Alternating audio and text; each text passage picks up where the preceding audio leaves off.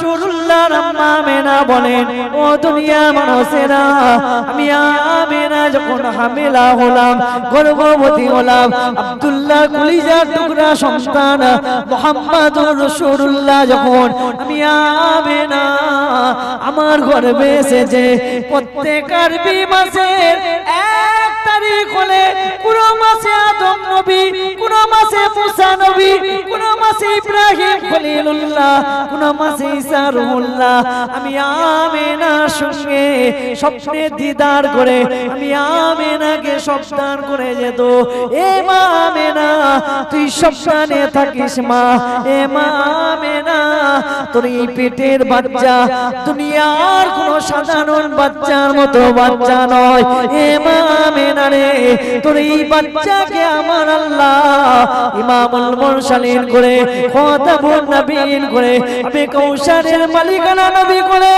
সমস্ত নবীদের নবী করে, রাহমাতাল লিল আলামিন করে দুনিয়ার জমিনে পাঠাবে।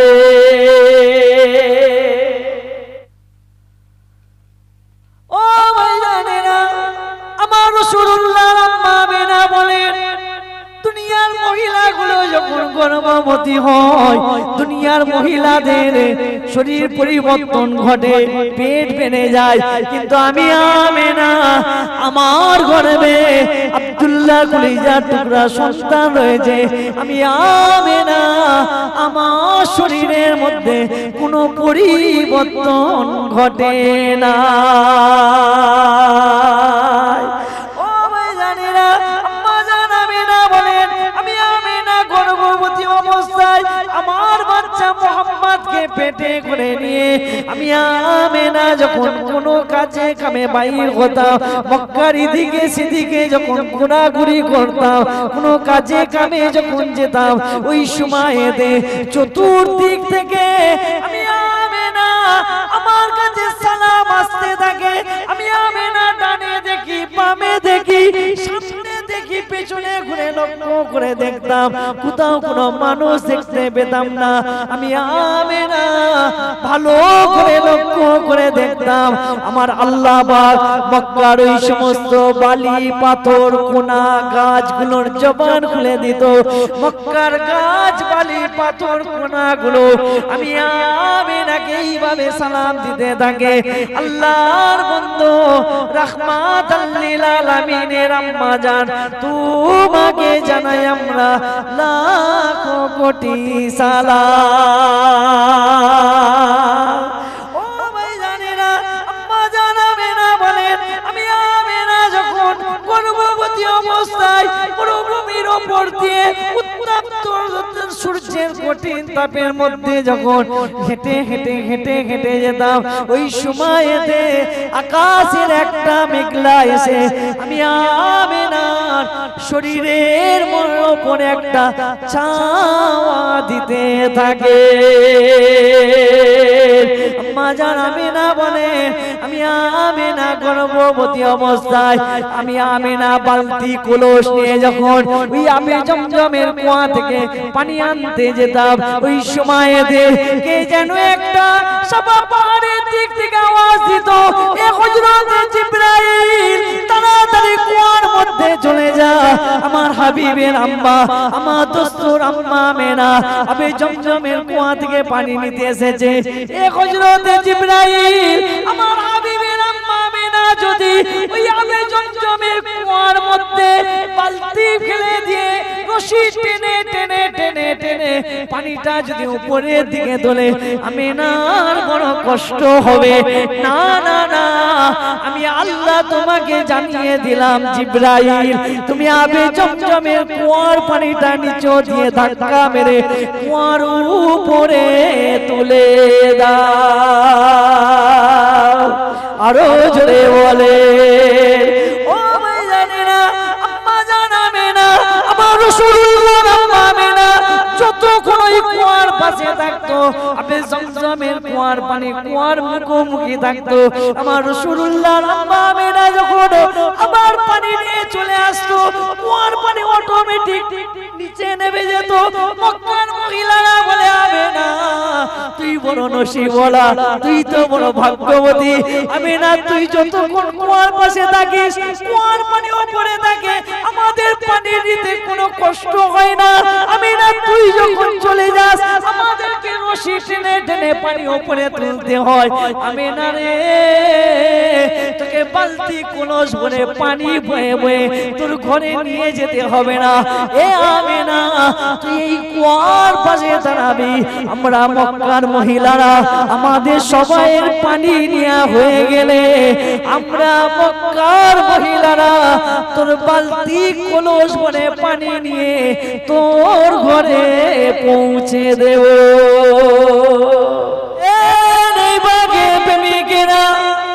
আমার আল্লাহ আপনাকে আমাকে এতটা ভালোবাসেন, এতটা মহব্বত করেন। নবীর কোন উম্মত উম্মতি ইমানদার মুমিন মুসলমান যখন কোনো কাজে সন্তুষ্ট হয়ে সুবহানাল্লাহ বলে, আল্লাহ মহান, এটা যখন বলে দেয়, আমার আল্লাহ জান্নাতে যে গাছটা লাগিয়ে দেয়। ইমাম বুখারী রাহমাতুল্লাহ আলাইহি বুখারীর হাদিসের মধ্যে লেখেন ওই গাছটার নাম হবে সুবহানাল্লাহ নামক গাছ। ও ভাইজানেরা, ওই সুবহানাল্লাহ নামক গাছে আমার আল্লাহ যত জান্নাতি ফল দেবে, শুধু তাই নয়, ওই সুবহানাল্লাহ নামক গাছে আমার আল্লাহ যত পাতা দেবে, প্রত্যেকটা পাতায় পাতায় পাতায় পাতায় পাতায় পাতায় প্রত্যেকটা ফলে ফলে আল্লাহ পাক একটা করে ফেরেশতা নিযুক্ত করে দেবে। আল্লাহ পাকের মালায়েকা ফেরেশতারা সুবহানাল্লাহ নামক গাছের ফলে, সুবহানাল্লাহ নামক গাছের পাতায় বসে বসে আল্লাহ পাকের মালায়েকা ফেরেশতারা তারা সুবহানাল্লাহ সুবহানাল্লাহ সুবহানাল্লাহ সুবহানাল্লাহ সুবহানাল্লাহ সুবহানাল্লাহ সুবহানাল্লাহ এই তাসবিহগুলো পড়ে ফেরেশতারা, যে তাসবিহগুলো পড়ে ওই ফেরেশতাদের সবগুলো নিয়ে দুনিয়ার জমিনে যে বান্দা বান্দি সুবহানাল্লাহ বলেছিল আমার আল্লাহ তাদের আমলনামায় লিখে দেবে। যদি হবে না সুবহানাল্লাহ নারে দিবে।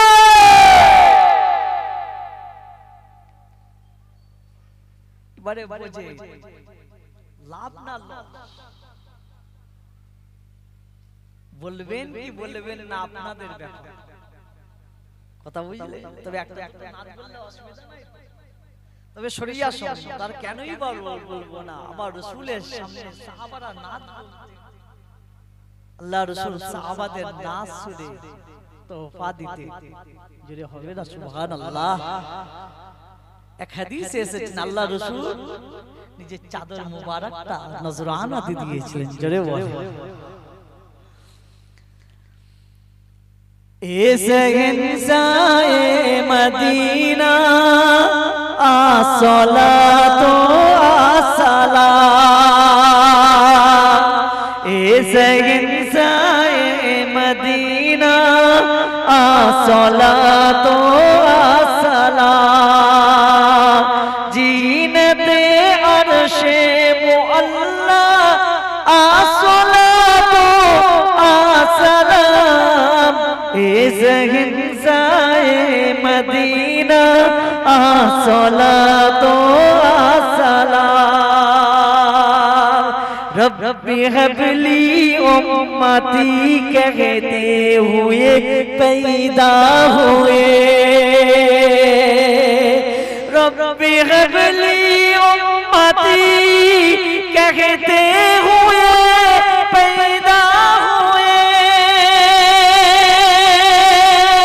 हक़ों ने फरमाया के बख्शा, हक़ों ने फरमाया के बख्शा अस्सलातु अस्सलाम, ए सेहेनशाए मदीना अस्सलातु अस्सलाम, जीनते अर्शे मुअल्ला अस्सलातु अस्सलाम, ए सेहेनशाए मदीना अस्सलातु अस्सलाम। मोमिनों पर पढ़ते रहो तुम अपने आका पर दरूद मोमिनों पढ़ते रहो तुम अपने आका पर दरूद हे फरिश्तों का वजीफा हे फरिश्तों का वजीफा आसलातो आसलाम इस हिंसाए मदीना आसलातो आसलाम अल्लाहुम्मा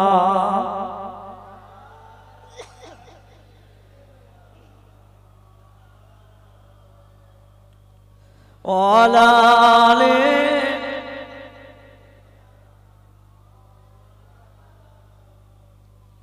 একটু জেগে জেগে কলমা লা ইলাহা জোরে জোরে লা ইলাহা লা ইলাহা ইল্লাল্লাহ মুহাম্মাদুর রাসূলুল্লাহ বলেন হাসবি রাব্বি জাল্লাল্লাহ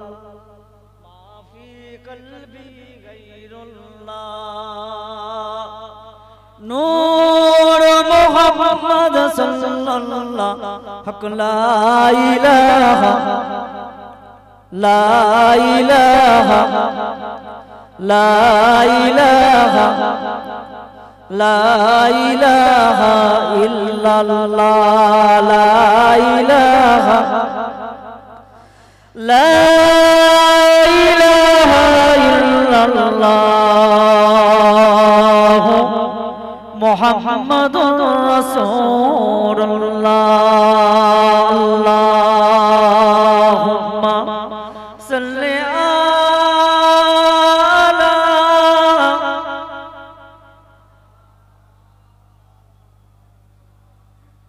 वाला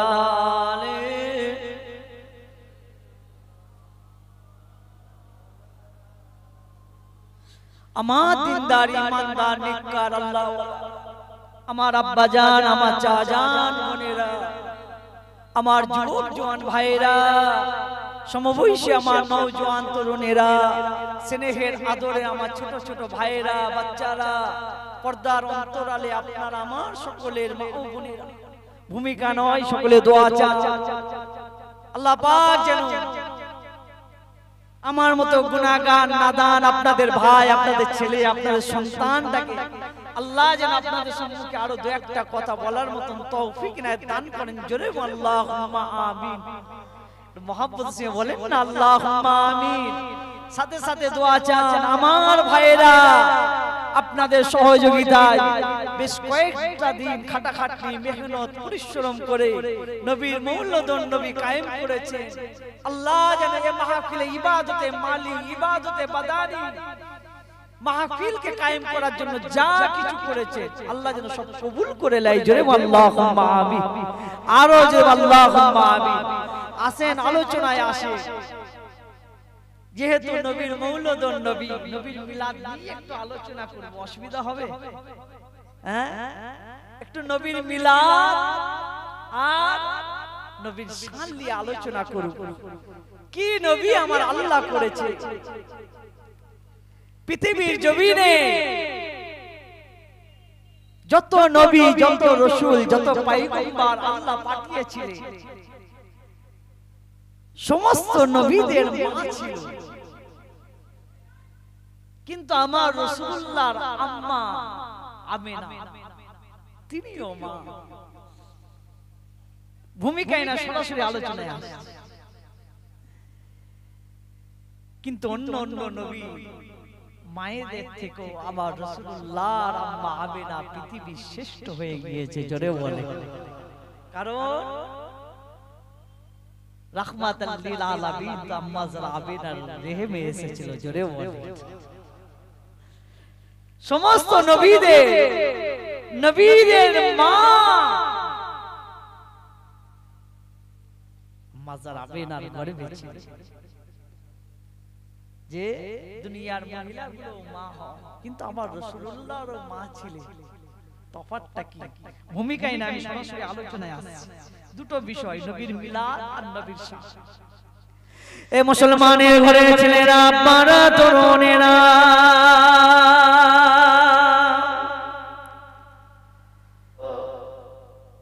হবে না সুবহানাল্লাহ, নারে দিলে। আমি খুব সংক্ষেপে বলছি, কুয়ার পানি নিচে থাকে না উপরে? এই কথা বলে রাসূল কোথায়, নবী কোথায় আছে? মায়ের পেটে এখনো আসে। আল্লাহু আকবার,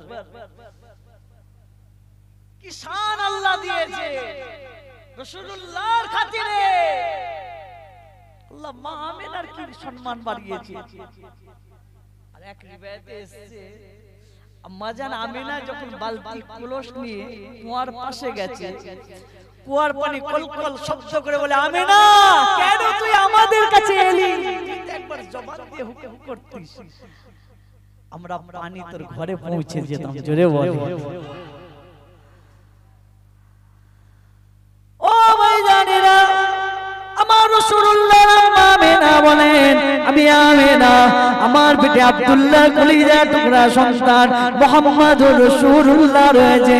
আমি আমেনা হামিলা অবস্থায়, গর্ভবতী অবস্থায় যখন ফাঁকা মরুভূমির রাস্তায় একটু ঘোরাঘুরি করতাম, ওই সময়তে আকাশ দিয়ে যখন পাখির দল উড়ে উড়ে যেত, পাখিদের মধ্য থেকে পাখিদের একটা সর্দার সমস্ত পাখিদের ডেকে ডেকে বলে, এ পাখিরা খবরদার খবরদার, ওই দেখ আখিরি নবীর আম্মা আমেনা রাহমাতাল লিল আলামিনের আম্মা আমেনা আসতেছে।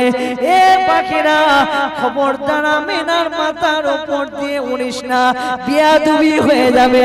আল্লাহর বন্ধু আম্মা জান আমেনা রেখে রয়েছে।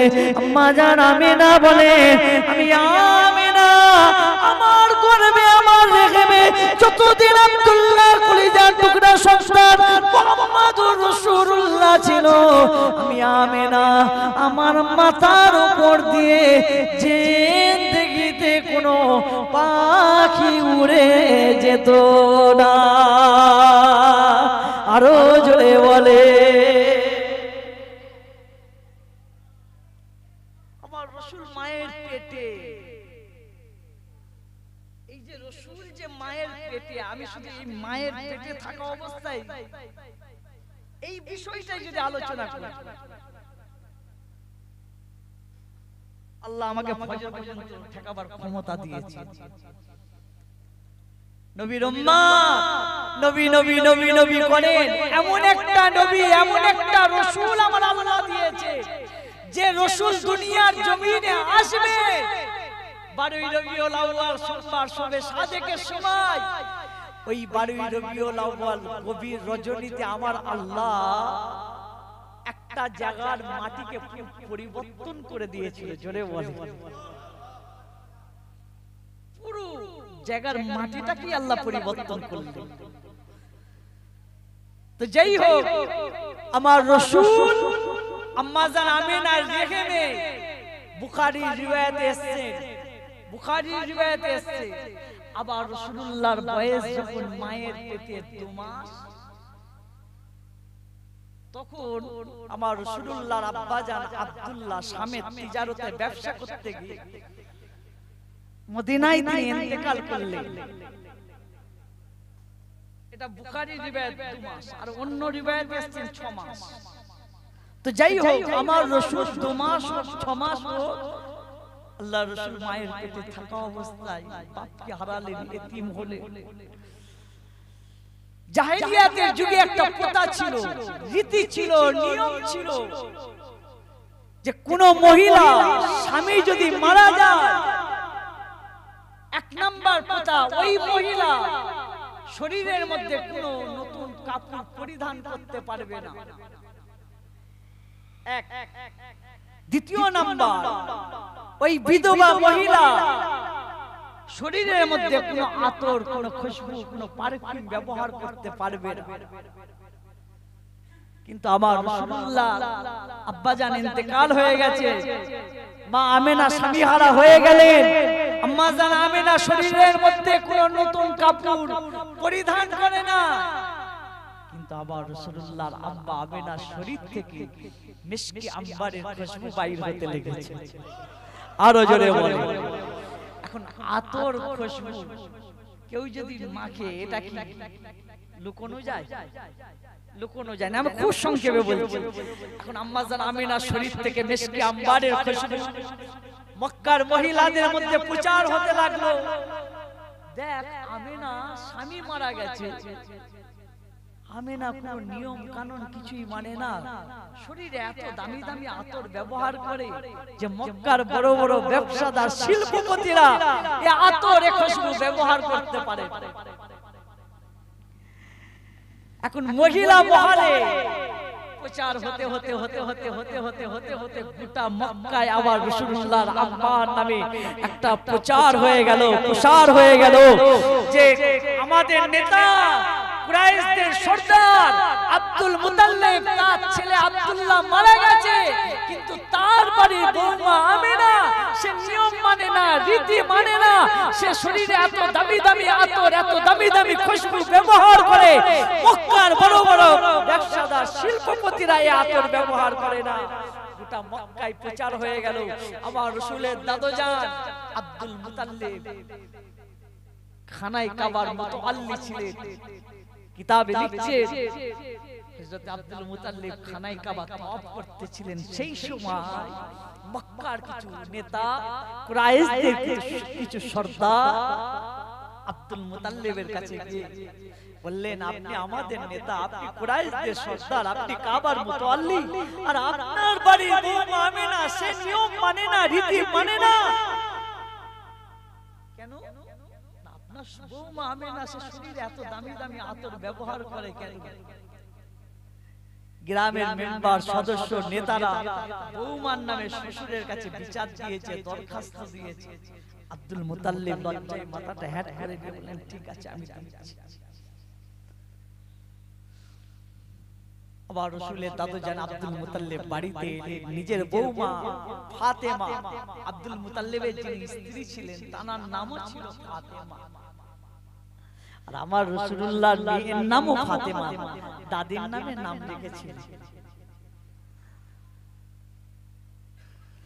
এ মুসলমানের ঘরে ছেলেরা, আব্বারা, তরুণেরা, আব্দুল মুতাল্লিব নিজের বউকে বলেন, ও আমার প্রাণের স্ত্রী, চলো আমাদের বৌমা আমেনা কেন নিয়ম মানে না, রীতি মানে না।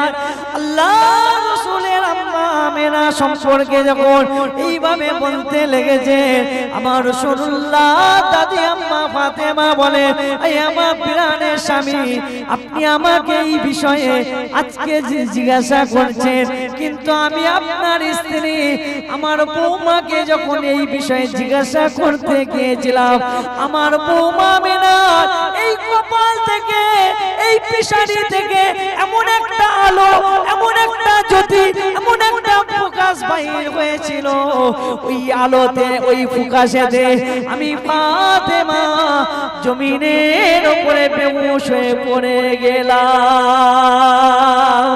আরো জোরে বলে, ও ভাইজানেরা, আব্দুল মুতাল্লিব বৌমা আমেনার কাছে গেলেন, ও আমার বৌমা আমেনা, তুমি কেমন আব্দুল্লাহকে ভালোবাসো না, তুমি কেমন আব্দুল্লাহকে মোহাম্মত করো না?